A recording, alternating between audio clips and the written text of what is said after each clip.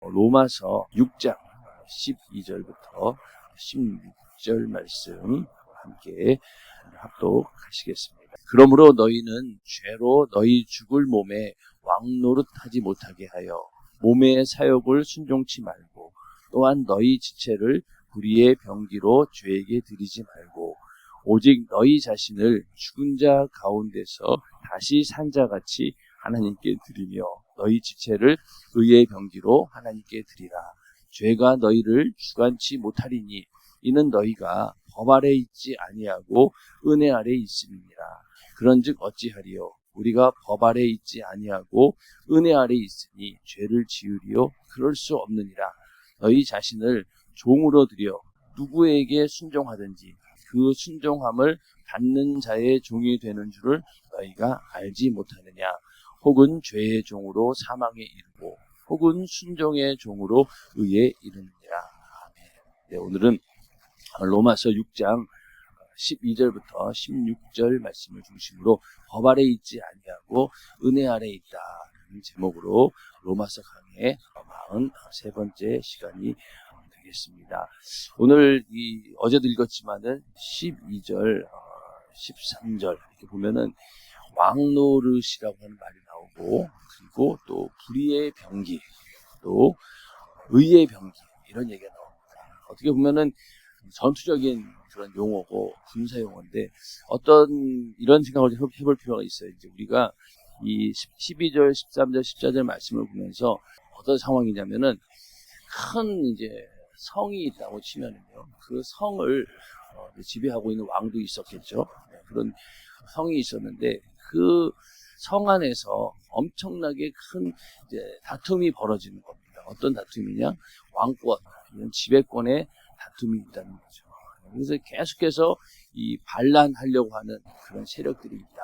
우리의 몸을 하나의 어떤 그 성으로 생각했을 때, 공격을 받는 성으로 생각하면은, 먼저는 왜 예전에도 우리가 성을 공격하는 거 보면요, 처음에 그 성이 금방 무너집니까? 무너지지 않죠. 그 성을 어떻게든 무너뜨리기 위해서 어떤 경우에는 병사들이 성벽을 막 기어 오르기도 하고, 또 어떨 때는 저기 공성퇴라 그러나요? 이렇게 돌을 갖다가 막 안으로 던져가지고 그 성을 무너뜨리는 것. 이게 전쟁입니다.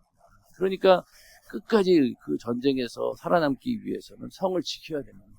그런데 그걸 만약에 지키지 못하고 그 성이 무너져 버리면은 결국은 지배권이 넘어가겠다는 거죠. 그래서 우리 육신이라고 하는 것도 이렇게 죄로부터, 악한 영으로부터 공격을 받고 있는 그런 성과 같은 거예요.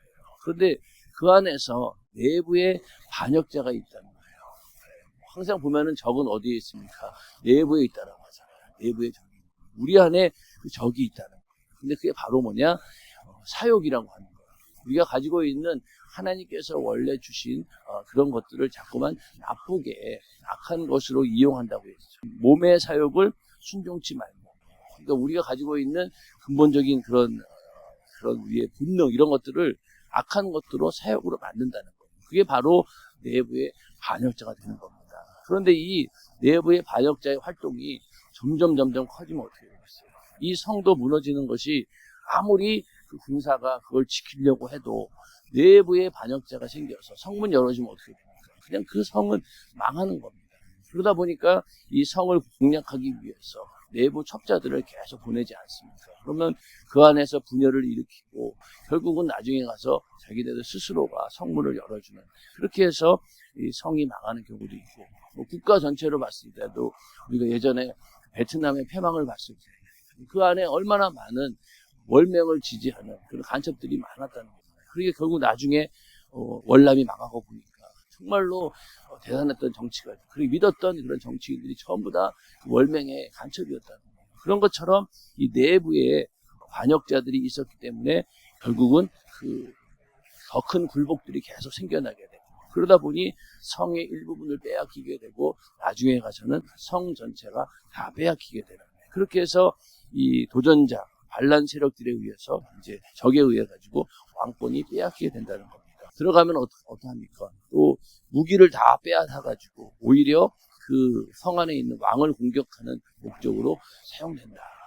그러니까 우리도 마찬가지로 죄의 지배 아래 처음에는 뭐 이까짓것 하면서 방심했는데 점점 그 죄의 세력이 커지다 보면은 내 안에 가지고 있던 하나님께서 우리에게 주신 적과의 싸움에서 이기라고 하신 그 무기들을 전부 다 이제는 빼앗기고 아무 힘도 쓸 수 없는 그 무력화되어 버리고 그러다 보면 결국은 이 성 전체가 다 넘어가게 된다는 겁니다.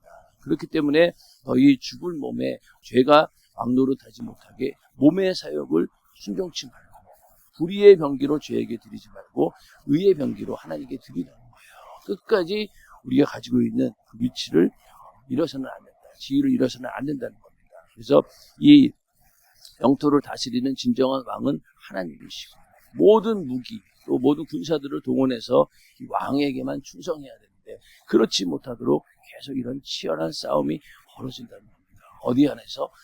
바로 우리의 몸 안에서. 그렇기 때문에 이 인간이 육신을 입고 있는 이것이 가장 취약적인 거예요. 그리고 마귀 역사가 고난이나 고통이나 핍박이나 이런 것만 주니까 오히려 더 달콤한 유혹을 통해서 이 세상에 사는 것이 얼마나 아름답냐, 얼마나 편하냐 이러면서 자꾸만 우리를 유혹하게 됩니다. 만약에 우리도 매일 밤마다 기도 모임이 없이 만약에 있었다라고 어떡할까요? 그냥 거기에 그대로 노출돼서 아마 호수공원에서 저녁만 되면 만나는 성도들이 많을 거예요. 그렇지 않습니까? 그리고 뭐 그것만 있나요? 온갖 좋은 먹을 것들도 많고 즐길 수 있는 공간들도 많고 그러다 보니까 세상에 점점 젖어들게 돼요. 결국은 우리가 끝까지 지키려고 했던 그 성이 조금씩 무너지게 되고 우리가 몸의 사역에 자꾸만 순종하게 되고 그러다 보면은 죄가 왕성해져서 결국은 우리가 하나님 예수를 왕으로 모시고 있는 이 성이 우르르르 무너져가지고 결국은 세상이 지배하는 그런 곳이 되지 않겠습니까? 그렇기 때문에 참 감사한 거죠. 매일 밤마다 나와서 기도하고 성령 충만함을 유지하고 절대로 우리가 한눈 팔지 않도록 끝까지 우리의 성을 지킬 수 있는 그 능력을 주시는 그런 또 영적인 환경을 하나님께 주셨다라고 하는 것이 감사한 일입니다. 그래서 우리는 절대로 여기에서 싸움에서 져서는 안 된다. 오직 하나님의 의의 병기로서 쓰임을 받아야 된다는 것입니다. 그렇게 해서 이 싸움 가운데서 이기기 위해서 우리에게 기도하고 성령의 충만함을 유지하려고 하는 것이죠. 그리고 15절에 그런즉 어찌하리요 우리가 법 아래 있지 아니하고 은혜 아래 있으니 죄를 지으려 그럴 수 없느니라. 자, 이 얘기는 앞서서도 많이 나왔습니다. 죄가 넘치는 곳에 은혜가 넘친다라고 하니까 죄를 지어도 되느냐? 그렇지 않다라는 거죠. 마찬가지로 우리가 법 아래 있지 아니하고 은혜 아래 있기 때문에 죄를 지을 수 없다는 겁니다. 자, 그러면은 이 죄를 지으리요. 우리가 은혜 안에 있다라고 해서 죄를 안 짓는 건 아니에요. 그런데 똑같은 죄를 짓더라도 상황이 완전히 달라졌습니다. 예전에 예수 믿지 않을 때는 뭐 죄인지도 몰랐고 또 우리가 이 은혜를 뜨겁게 체험하지 못했을 때는 그래 뭐 회개하면 되지 이 정도로 간단하게 생각했지만은 이제는 이 성령이 충만하고 또 은혜 안에 있다라고 확실하게 내가 그 안에 거할 때는요 죄가 들어오면 어떻습니까? 빨리 그 죄를 털어내버립니다. 회개로 쫓아내버리고 해결해 버리려고 하지 그냥 두지를 않는 거예요. 여기서 은혜 안에 있으니 이 죄를 지으리오 이 말은 죄와 함께 동행한다. 계속 동행한다는 것이고 또 죄 가운데 고정되어 있고 또 죄 안에 계속 거하고 있고 또 고의적이고 회개할 줄 모르는 그런 죄의 상태로 머무르고 있다는 겁니다. 자, 우리 인간은 죄를 벗어날 길은 없지만은 은혜 안에 있는 자들은 어떻습니까? 빨리 이 죄의 문제를 해결하지 않고는 견딜 수가 없는 거예요. 인정하시면 아멘하시기 바랍니다. 우리가 하얀 도화지가 있으면요, 그 하얀 도화지에 조금만 먹물만 탁 씌워도 어떻습니까? 금방 발견하잖아요. 그렇게 해서 우리가 성령이 충만하고 하나님 말씀대로 살려고 거룩함을 유지하려다 보면요, 그 하얀 도화지 같은데 점이 똑 떨어지는 것처럼 조그만 죄가 들어와도 금방 안다는 거예요. 그리고 빨리 이거 해결하지 않으면 안 된다. 그렇지 않습니까? 빨리 해결해야 되는 거예요. 그래서 그 집안 청소를 할 때도 어떤 사람들은 막 몰아가지고 한꺼번에 하는 사람이 있지만 어떤 사람들은 수시로 그냥 집안 청소하는 사람들이 있잖아요. 우리는 집안 청소는 그렇게 못할지라도 우리 안에 있는 죄의 문제만큼은 항상 그렇게 깨끗하게 청소를 자주 해야지만이 청결한 거룩함을 유지할 수 있다는 겁니다. 요만한 죄가 들어오더라도 견디지 못하는 거예요. 빨리 해결해야 되는 거예요. 그런 마음이 우리 안에 있는 자들, 바로 그런 자들이 어떤 자들이냐? 은혜 안에 있는 자들이라는 거예요. 예전에는 그렇지 않았잖아요.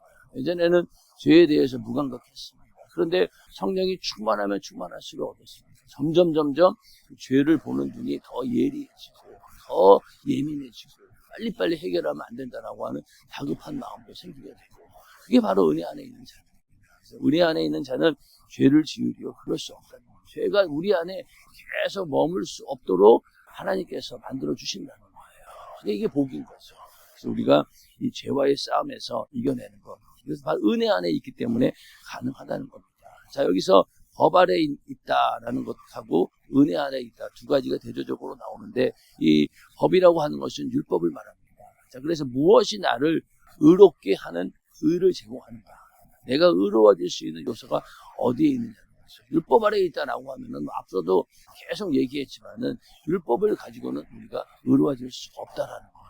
그리고 오직 은혜, 예수님께서 내 죄를 대신 담당해 주시고 내가 그 죄에서 사함 받았다라고 하는 그 은혜 안에 있어야지 우리가 하나님 앞에 의로워진다라는 게 로마서의 사실은 핵심 사항이기도 합니다. 자, 그러면은 이 법 아래 있는 것, 율법 아래 있는 것이 왜 문제가 되느냐?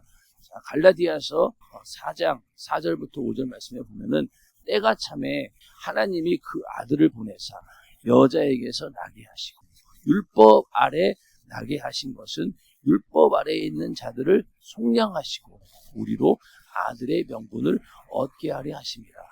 자, 여기 보면은 예수님께서 율법 아래 태어나셨다는 거예요.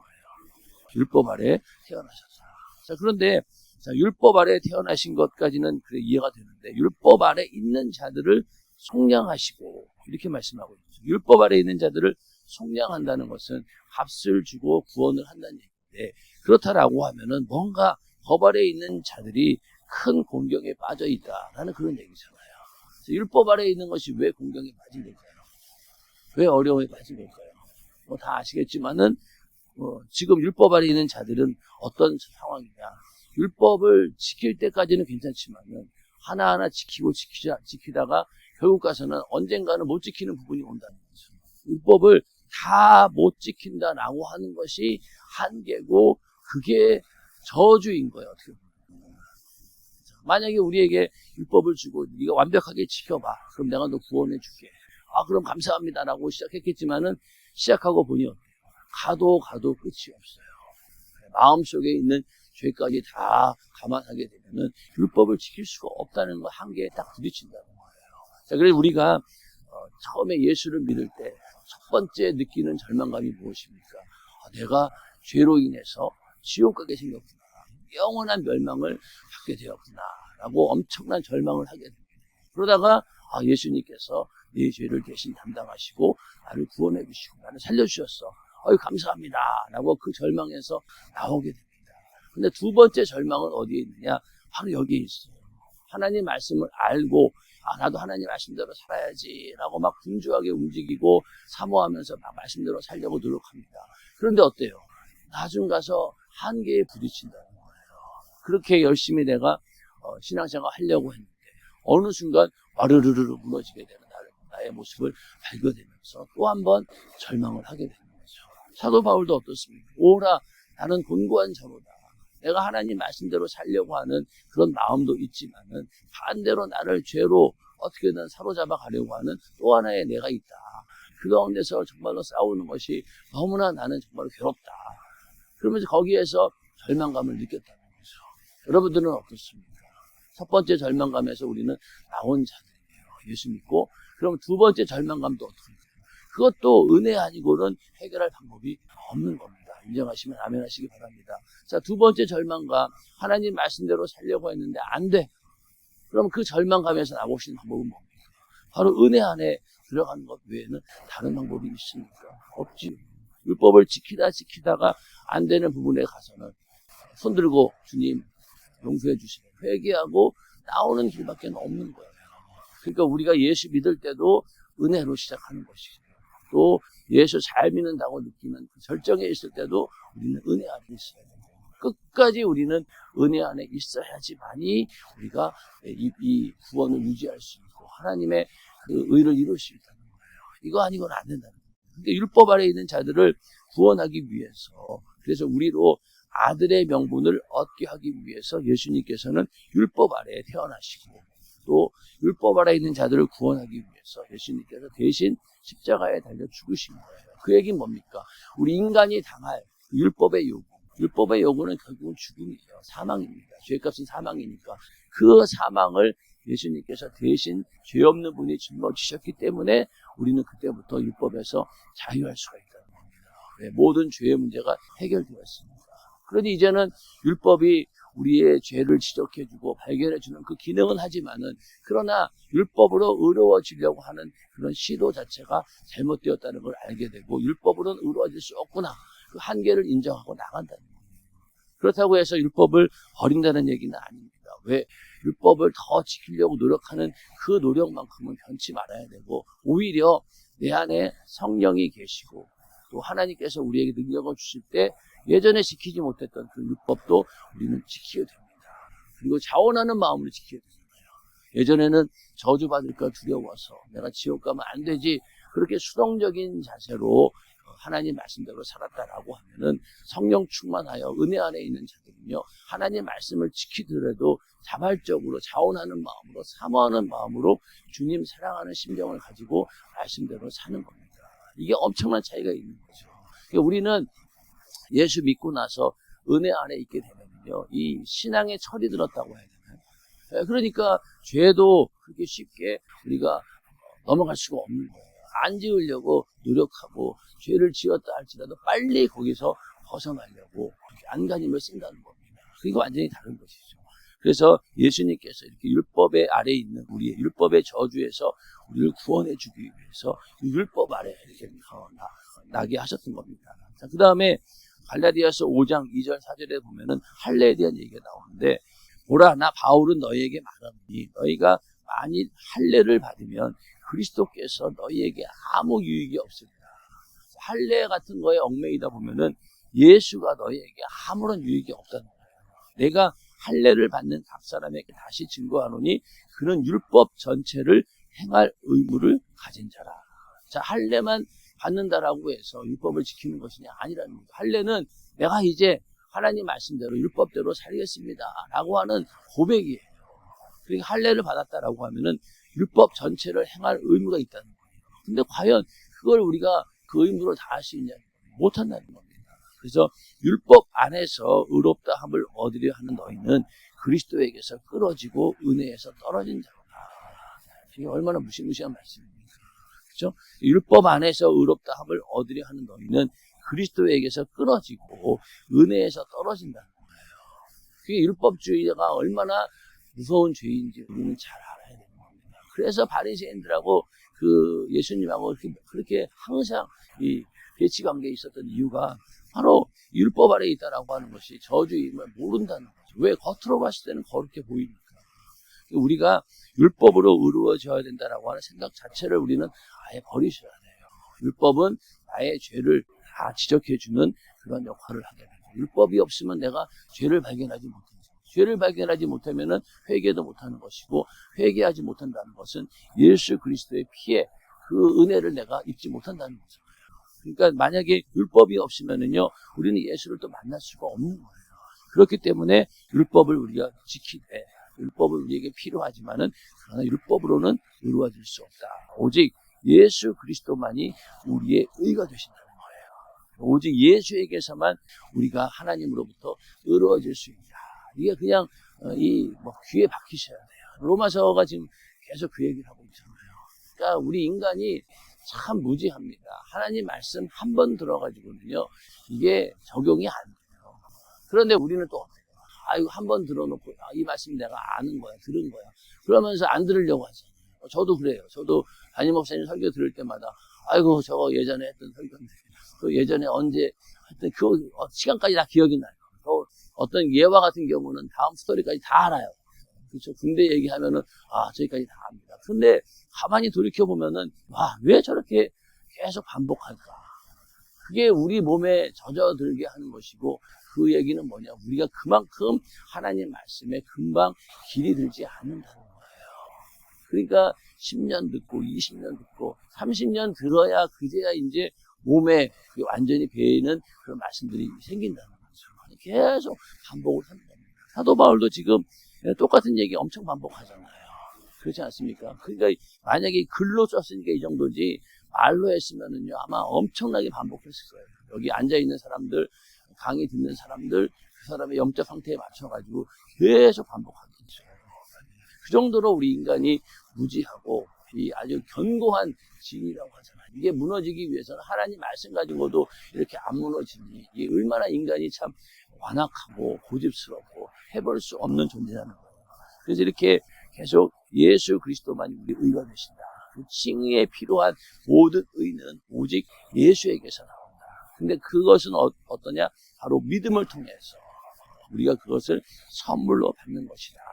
그러나 반대로 율법 아래에 있다는 것은요, 하나님 앞에서 칭의를 얻기 위하여 율법을 지키는 것인데, 이건 뭐냐면 필요한 의를 내가 만들어내는 거예요. 내가 만들어내는 의는 소용이 없다는 거예요. 절대로 하나님이 인정하지 않는다. 그래서 우리는 오직 예수 그리스도로 인해서 그 의만 가지고 하나님으로부터 의롭다함을 얻을 수 있다는 겁니다. 이러한 의가 있기를 주님의 이름으로 축원합니다.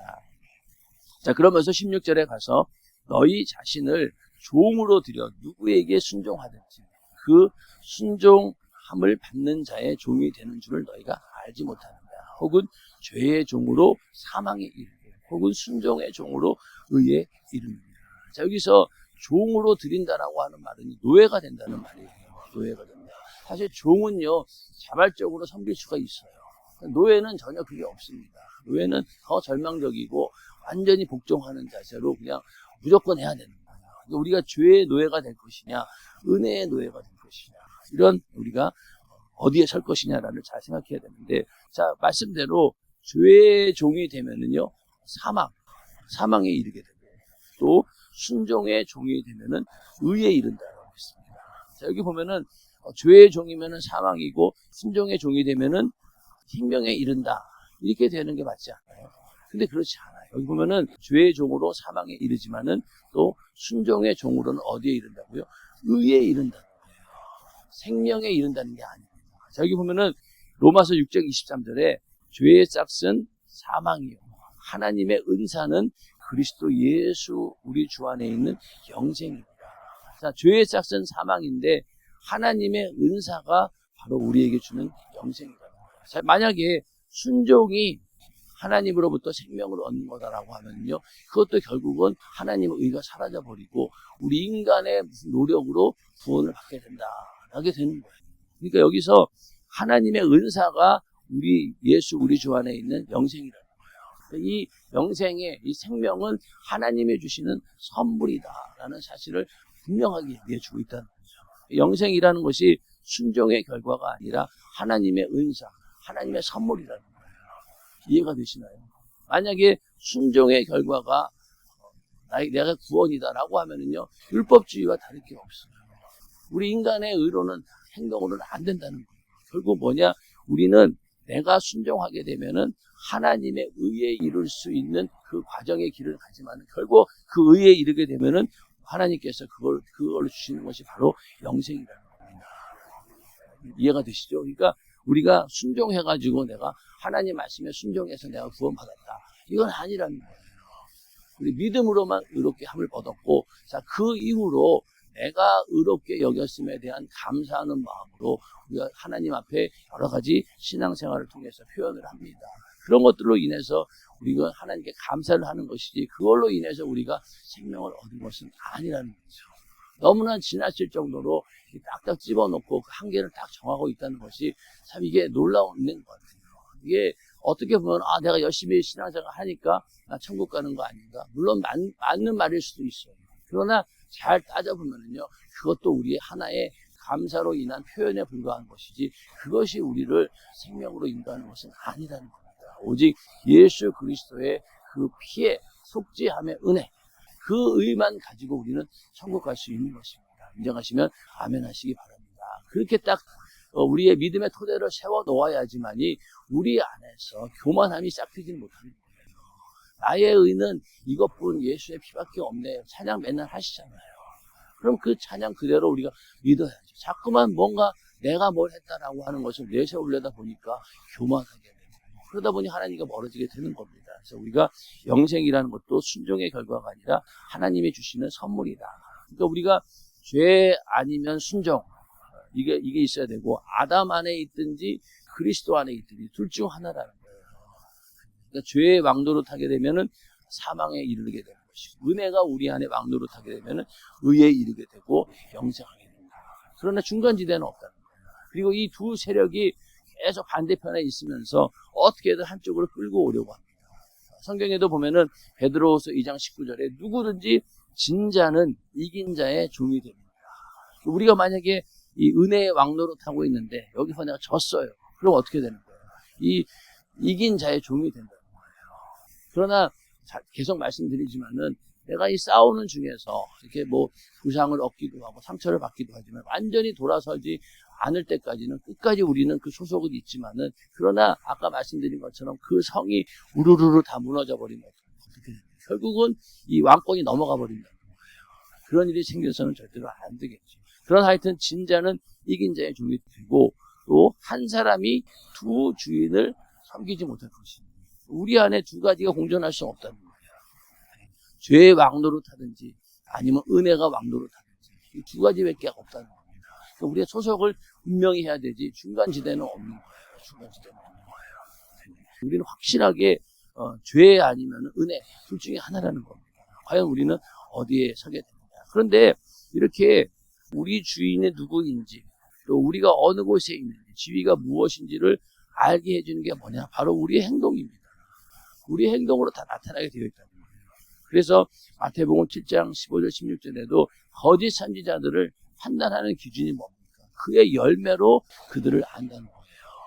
자, 처음에는 그럴듯해 보이고 대단한 사람처럼 보이고 하나님이 쓰시는 사람처럼 보였지만은 나중에 그 열매가 드러날 수 있어요. 어떻습니까? 이거는 전혀 아니었구나 라고 발견되지 않습니까? 수많은 인간을 미혹하는 이단들 보세요.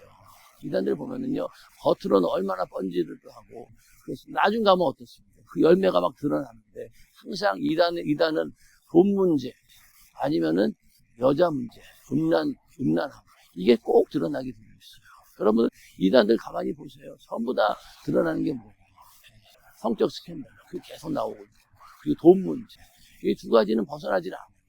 나중에 그 열매를 보니까 완전 이단이었구나. 내가 여기 속았다. 내 영혼이 죽을 뻔했구나. 그러지 않겠습니까? 그래서 그 열매로 안다는 거예요. 마찬가지로 우리도 행동에 따라서 내가 누구를 섬기는지 이게 다 드러난다는 겁니다. 그래서 본성은 행동으로 나타나게 되어 있는데 우리의 본성은 뭡니까? 순종이고 의이고 거룩한 삶을 살아가는 것이죠. 요한일서 1장 6절에 만일 우리가 하나님과 사귐이 있다 하고 어두운 가운데 행하면 거짓말을 하고 진리를 행치 아니하는 겁니다. 그러니까 우리가 어디에 소속되어 있는지 내가 누구를 섬기고 있는지에 대해서 행동으로 나타나야 되는데 하나님과 사귐이 있다라고 하면서 어두운 가운데 죄를 짓게 되면 그거는 아니라는 거죠. 소속이 저 사람은 예수 안에 있는 자가 아니라는 겁니다. 그러니까 우리가 아무도 없을 때 내가 하나님과의 관계에서 어떤 모습으로 있느냐 이게 굉장히 중요합니다. 사람들하고 있을 때는요, 나의 자신이 진정한 내가 아니에요. 그렇죠. 그러나 아무도 없는 하나님과 독대할 때, 그때 바로 나의 진실을 보여줄 수 있다는 거죠. 그리고 요한일서 2장 4절에도 저를 안으로 하고 그의 계명을 지키지 아니하는 자는 거짓말하는 자요, 진리가 그 속에 있지 아니하네. 똑같은 말씀이죠. 하나님의 계명을 지키는 행동으로 나타난다는 거예요. 이것으로 우리가 의로워진다는 게 아니라 의롭다함을 얻은 자들은 이렇게 어두운 가운데 행하지 않고 그의 계명을 지키려고 엄청 노력한다는 거예요. 이게 바로 나타나는 열매라는 겁니다. 과연 우리는 어떤 열매가 있는가? 나의 열매를 보고 내가 지금 어디 안에 있느냐? 죄의 왕노로 타고 있느냐? 아니면 은혜 안에 왕노로 타고 있느냐? 딱 구분이 된다는 것이죠. 그래서 오늘 우리의 삶 가운데 내가 어디에 있는가? 라고 하는 분명한 그런 선언이 우리 안에 있어야 돼요. 그걸로 인해서 나타나는 그런 표현들, 그런 삶의 행동들이 바로 우리의 삶을 통해서 나타나시기를 주님의 이름으로 축원합니다.